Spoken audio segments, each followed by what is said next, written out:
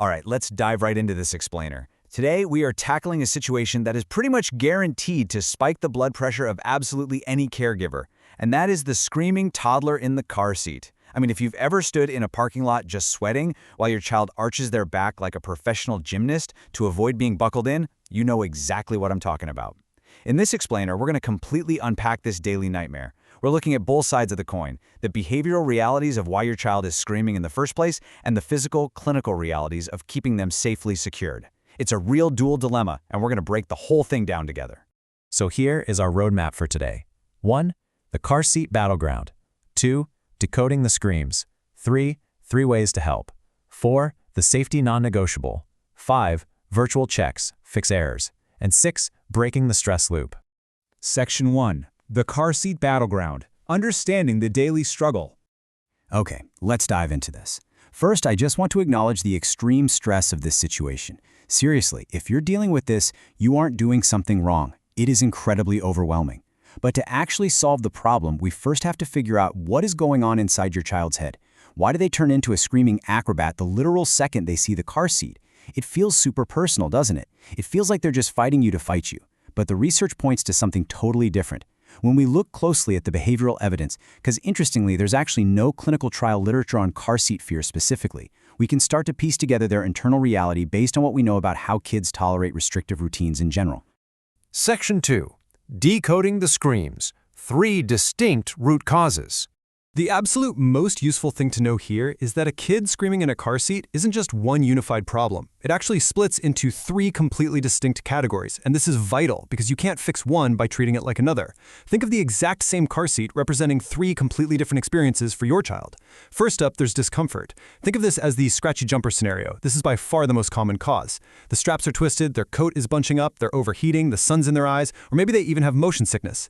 Second, there's restraint intolerance. Imagine this as a locked door. The child simply hates being held still. This is actually a normal developmental milestone. It peaks right when a toddler's drive for autonomy and independence is peaking. So it's not fear, it's just raw frustration. And finally, there's genuine fear. This is much rarer, and it's kind of like being in a dentist's chair. It usually has a specific history behind it. Maybe you had to slam on the brakes once, so they had a terrifying journey, or they've just learned that the seat means they're going to a destination they absolutely dread. Section 3. 3 ways to help. Actionable behavioral interventions. So how do we actually address these behavioral triggers? Well, here are your 3 actionable steps. Step 1. Rule out the body first. Since physical discomfort is the most common issue, start there. Check the strap position on their bare arms, take off that bulky coat, check the temperature in the back, and pay attention to whether the crying only happens on winding roads, which is a huge red flag for motion sickness. Step 2. Give autonomy back around the restraint. Look, you can't negotiate the seatbelt, right? So give them control over everything else. Let them climb in themselves, let them pick the music, or give them a special job for the ride. Giving them autonomy elsewhere actually lowers their need to fight over the part that isn't negotiable. And step 3. Practice off-road. Don't just chuck them in the seat when you're running late. Go sit in the parked car, buckled in, doing something fun with the door wide open. Tolerance builds in these short, totally calm, no destination steps. Section 4. The safety non-negotiable. Straps are not optional. Now, while we definitely want to be empathetic to what the child is feeling, the physical reality is that the safety straps are entirely non-negotiable. Correct restraint use is a documented, serious safety issue. The child might fight it, but as the adult, you absolutely must secure them properly. And before we move past the physical side of things, I need to share a really crucial caveat from the sources. If the screaming is extreme, if it's completely new out of nowhere, or if it involves vomiting, tell your pediatrician. Things like infant reflux, severe ear pain, and intense motion sickness can perfectly mimic behavioral distress. Never try to self-diagnose this stuff. Let a doctor rule out those hidden medical mimics first. Section 5. Virtual checks, fix errors. Tackling the external reality. Now, what's really interesting is that getting a child into a seat is only half the battle. Just ensuring the seat is installed correctly is a massive challenge all on its own. The literature tells us that serious car seat installation and infant positioning errors happen at a staggering rate of 91% in the newborn population. 91%! That is a massive wake-up call. But it makes sense, right? Car seats are complicated, kids grow incredibly fast, which means you're constantly adjusting things, and most parents just don't have access to ongoing hands-on instruction. Because of that crazy 91% error rate, researchers recently ran a pilot, randomized controlled trial to test a super practical solution, the virtual car seat check. Instead of making parents try to track down an in-person technician, which is tough because they're limited and unevenly spread out, parents used an app called Help Lightning. This app lets a remote child passenger safety technician digitally merge two real-time video feeds. They can guide the parent via audio and video, pointing out exactly how to fix installation and positioning errors right there in their very own driveway. So to see if this actually worked over the course of a baby's first year, researchers recruited families from a diverse urban newborn nursery and split them into two groups. The control group got the standard care, an in-person check at birth, and then a virtual check 9 months later.